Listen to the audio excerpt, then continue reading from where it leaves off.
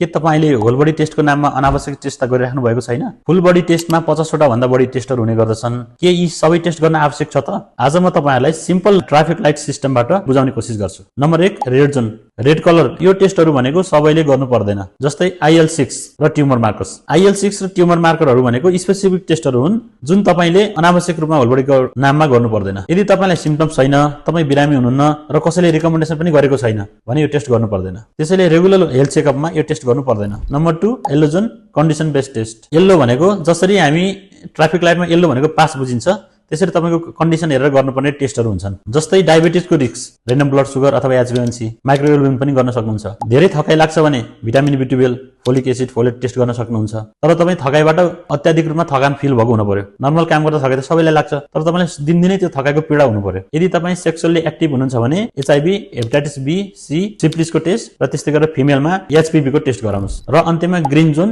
जुन टेस्ट चाहिँ गर्नै पर्ने हुन्छ। जस्तै CBC, LFT, kidney function test, thyroid function test, lipid profile, urinary, ECG, ultrasound, video X-ray पनि भनिन्छ। यो ग्रीन जोनमा भएका टेस्टहरु तपाईले वार्षिक रूपमा एकचोटी गर्नै पर्ने हुन्छ। कुन टेस्ट इम्पोर्टेन्ट हो र कुन टेस्ट टाइम र पैसाको वेस्टेज हो यो तपाईले थाहा पाउनु पर्ने हुन्छ। अन्धाधुन्दा सबै टेस्ट गरेर पैसा खर्च गर्नुमा होइन, राइट टाइममा राइट टेस्ट गर्नु नै स्मार्टनेस हो। यो भिडियो सेभ गर्नु होला र मोर इन्फर्मेसनको लागि फलो गर्नु होला।